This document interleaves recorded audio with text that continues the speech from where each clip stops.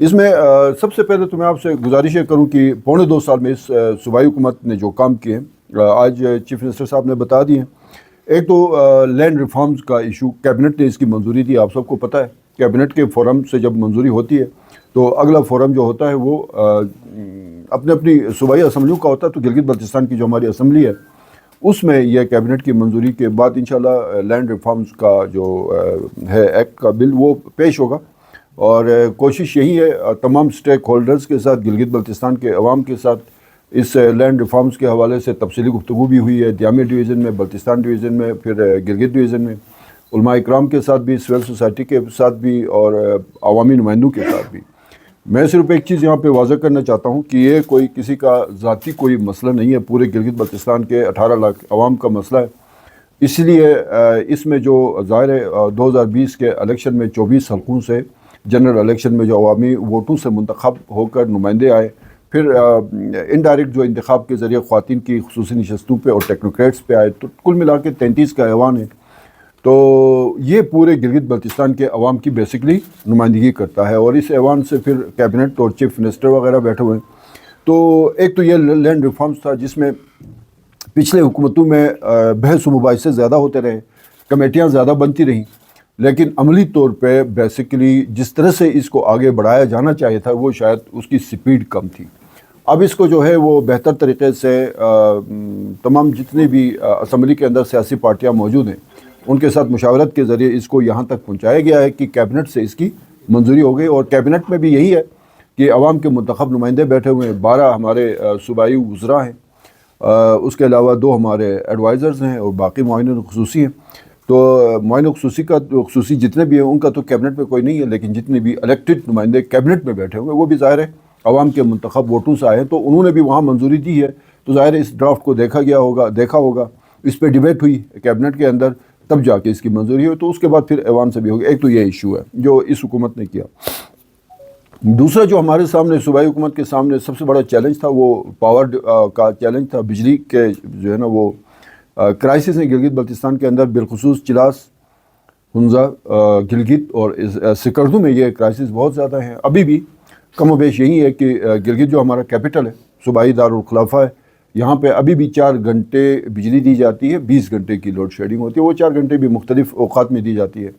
تو اس پونے 2 سال میں اس پہ بھی بھرپور توجہ دی گئی اور کوشش کی گئی کہ اس کرائسس کو جو لوڈ شیڈنگ کا ایک عذاب ہے جس کی وجہ سے ہم سب جو ہیں متاثر ہو رہے ہیں، اس کے جو ہے نا یہ حکومت جب اپنے ٹینیور ختم کرے تو اس میں جب اس کے بعد جو بھی بدترین کرائسس جو ہوتے ہیں دسمبر سے لے کے مارچ اینڈ تک یا اپریل کے دوسرے ہفتے تک، جب یہ حکومت اپنی ٹینیور اس کا جو ہے وہ 28 نومبر 2025 ہے، تو اگلا جو دسمبر جنوری آئے تو اس میں لوڈ شیڈنگ کا دورانیہ جو 20 گھنٹے کا ہے اس کو کم کر کے 13 گھنٹے تک کیا جائے، اور کم از کم 12 گھنٹے سردیوں میں بجلی کی فراہمی کو یقینی بنایا جائے. اور اس کے لیے آپ کو پتہ ہے یہ پروجیکٹ سارے آلموسٹ آپ سمجھ لیں کہ یہ سلو ٹریک پہ چل رہے تھے. ان کو فاسٹ ٹریک پہ ڈالا گیا جس میں نلتر کا 16 میگا واٹ ہے، 6 میگا واٹ کارگا کمپلیٹ ہو گیا، نومل 3.2 میگا واٹ کمپلیٹ ہو گیا. ابھی انشاءاللہ بگروڈ 3.2 میگا واٹ کمپلیٹ ہوگا. چپرسن 1 میگا واٹ ابھی اپریل اینڈ اور مئی میں کمپلیٹ ہو جائے گا. اور سب سے بڑھ کے جو ہمارے لیے پرائم منسٹر آف پاکستان کو جو وزٹ ہوا تھا گلگت بلتستان کا، اس میں 100 mega what solar power project کا اناؤنس ہوا تھا، تو وہ پھر اعلان کی حد تک محدود نہیں رہا. تو ابھی اس پہ ڈیولپمنٹ ہو گئی اور اس کی فری فیزیبلٹی کے اوپر کام شروع ہو گیا ہے. تو انشاءاللہ اس سال کے اینڈ تک میکسیمم جتنا بھی ہو سکتا ہے سولر سے بھی ایڈ کیا جائے گا. یہ تھا. تیسرا ایک اور جو ہمارے یہاں پہ گلگت بلتستان میں ایک اس کو آپ سستی کہہ لیں، کاہلی کہہ لیں، غفلت کہہ لیں یا عدم توجہی کہہ لیں، یہ جو ہم پرانے ایک مینول سسٹم پہ چل رہے تھے، مثلا آپ کا یہ جو مائنز اینڈ منرلز ڈپارٹمنٹ ہے یہ بھی ایک مینول سسٹم پہ چل رہا تھا اور اس کی شفافیت کو برقرار رکھنا مشکل ہو رہا تھا، ریونیو بھی جنریٹ نہیں ہو رہا تھا. اس کے اوپر بہت زیادہ سوالات اٹھ رہے تھے. تو اس کو جو ہے اسی حکومت نے اپنے ٹینیور میں ڈیجیٹلائز کر دیا، آن لائن کر دیا. 6 جنوری سے یہ آن لائن ہے اور اس میں کسی کو بھی جو ہے وہ اگر کوئی 1 گھنٹے پہلے بھی کسی کا آن لائن اپلیکیشن تمام تر لوازمات کے ساتھ وہ پورا کر کے دے دیتا ہے تو وہ پھر اس سے جو ہے نا آپ سمجھ لیں کہ سینیئرٹی ہو جاتی ہے اس کی، کسی بھی ٹائم وہ اکوموڈیٹ ہو جاتا ہے. اور اس مہینے 1.5 مہینے میں نہ صرف ہزاروں کی تعداد میں درخواستیں موصول ہوئی. ریونیو جو ہے وہ پہلے 2-2.5 کروڑ سے اوپر نہیں جاتا تھا. صرف اس 1.5-2 مہینے میں 25 کروڑ سے بھی اوپر کی اس سے آمدنی ہوئی ہے. ایک تو یہ تھا. دوسرا، بار بار شکایت موصول ہوتی تھی گندم کے حوالے سے، بے قاعدگیاں تھیں.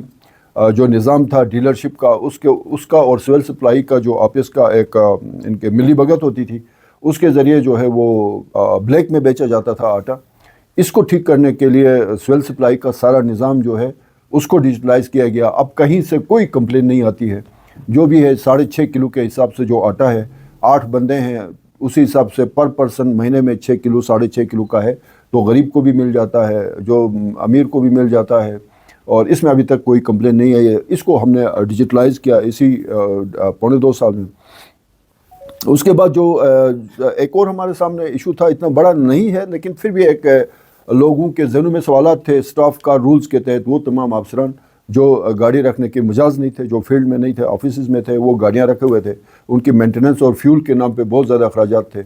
اس پہ توجہ دی گئی، وہ گاڑیاں ریکور کی گئیں، اور اس سے جو ہے سالانہ جو ہے 30-35 کروڑ روپے جو فیول اور مینٹیننس کی مد میں اضافی اخراجات تھے اس پہ قابو پایا گیا. اور اس میں آپ سب کو پتہ ہے کہ بہت ساری ایسی سرکاری گاڑیاں تھیں جو صرف ان کے جو ہے وہ کاغذات کی حد تک وہ گاڑیاں شو کی جاتی تھی، لیکن سالانہ اس کی مینٹیننس، اس کے فیول کی مد میں پیسے وصول کیے جاتے تھے. یہ کام ہو گیا.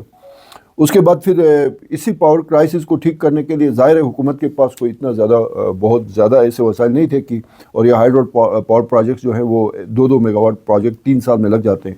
ہمارے پاس ایک اور آپشن تھا. اس پہ بہت زیادہ لان تان بھی ہوتی تھی، اور یہ ایک غلط روایت ڈالی گئی تھی کہ کچھ بااثر لوگوں کو